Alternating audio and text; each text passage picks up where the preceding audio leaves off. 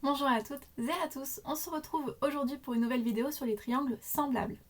Je vous laisse mettre pause pour essayer d'effectuer ces deux premiers exercices et je vous laisse une nouvelle fois faire pause pour effectuer ce dernier exercice. C'est parti, on corrige ensemble. Donc premier exercice, dire si les triangles ci-dessous sont semblables et justifiés. On sait que AC et F sont alignés et on a ce croquis qui n'est pas à l'échelle mais qui nous apporte plein d'informations.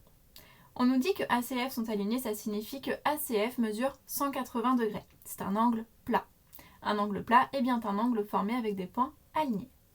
Pour déterminer si nos deux triangles ABC et CDE sont semblables ou non, il nous faut savoir s'ils ont bien deux angles égaux. Effectivement, il suffit de savoir qu'ils ont bien deux couples d'angles 2 à 2 égaux pour déduire que la troisième paire d'angles seront aussi des angles égaux grâce à notre propriété comme quoi la somme des angles d'un triangle est de 180 degrés. Donc pour montrer que des triangles sont semblables, on a uniquement besoin de deux paires d'angles égaux.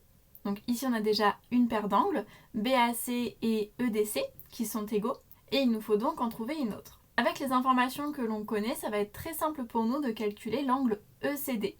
On va donc déjà tester et regarder qu'est-ce que ça nous donne si on calcule l'angle ECD.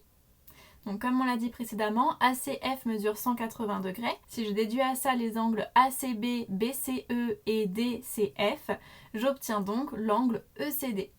J'effectue donc le calcul 180 moins 45 plus 80 plus 10, tout ça entre parenthèses, qui est égal à 180 moins 135, et ça me donne du coup 45 degrés. J'ai donc que l'angle ECD est égal à 45 degrés, ce qui est égal à l'angle BCA. Du coup, on sait que dans les triangles ABC et ECD, on a ECD qui est égal à ACB et que BAC est égal à EDC. Or, si deux triangles ont deux couples d'angles égaux 2 à 2, alors ils sont semblables. Donc les triangles ABC et CDE sont semblables. On passe à l'exercice 2. Donc exercice 2, dire si les triangles ci-dessous sont semblables et justifiés. Ici on a donc les triangles ABC et EFD. On lit que CAB est égal à 40 degrés, que CBA est égal à 30 degrés, que DFE est égal à 40 degrés et que FED est égal à 110 degrés. Il nous faut donc calculer dans l'un des triangles le dernier angle pour vérifier s'ils auront bien deux angles égaux. À présent, ils n'ont qu'une paire d'angles égaux.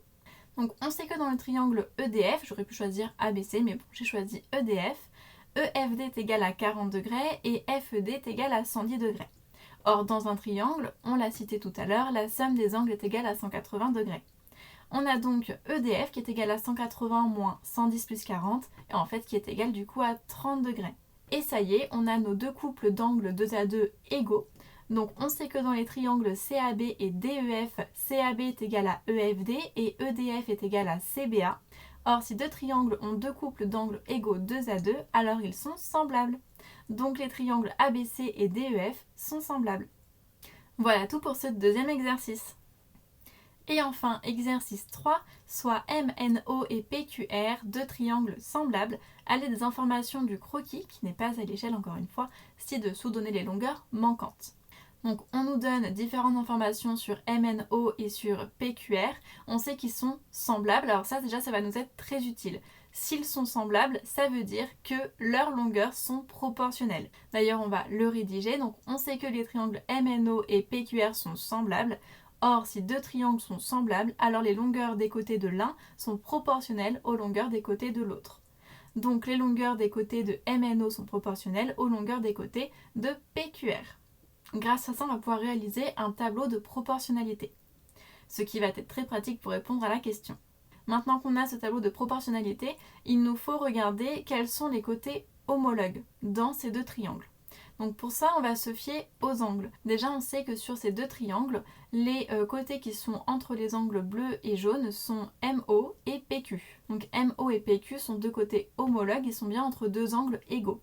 Ensuite, l'autre côté adjacent à l'angle bleu ici, c'est PR. Et ici, l'autre côté adjacent à l'angle bleu, c'est NO. Donc NO et PR vont être homologues eux aussi.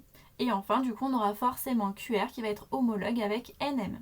Donc on complète dans notre tableau de manière à avoir pour chaque colonne deux côtés homologues. On a donc MO qui a une longueur de 3,4 cm qui fonctionne avec PQ qui a une longueur de 10,2 cm comme je l'ai écrit ici. Du côté de MNO, on va avoir MN qui est inconnu qui fonctionne avec le côté QR qui vaut 9 cm que l'on a donc juste ici. Et enfin, du coup, on a du côté de MNO le côté NO qui a une longueur de 1,2 cm qui fonctionne avec PR qui est de côté inconnu. Maintenant, il va nous falloir donc trouver le coefficient de proportionnalité entre le triangle MNO et le triangle PQR. Déjà, on constate que PQR est un agrandissement du triangle MNO. Effectivement, les triangles semblables, c'est un petit peu comme des homothéties, donc des réductions ou des agrandissements. Ici, c'est bien PQR qui a des longueurs plus grandes que MNO, donc en fait, on a un agrandissement. Donc on va avoir un coefficient supérieur à 1 pour passer des longueurs de MNO aux longueurs de PQR. Pour trouver cet agrandissement, donc ce coefficient de proportionnalité, on va donc diviser 10,2 par 3,4. On trouve à ce moment-là 3. Ça veut dire que pour passer de la ligne du haut à la ligne du bas, je multiplie toujours par 3. Et donc si je multiplie pour passer d'en haut à en bas, je divise pour passer d'en bas à en haut. Donc pour passer de PQR à MNO, on va diviser 9 par 3, on trouvera 3 cm. Donc MN nous donne 3 cm.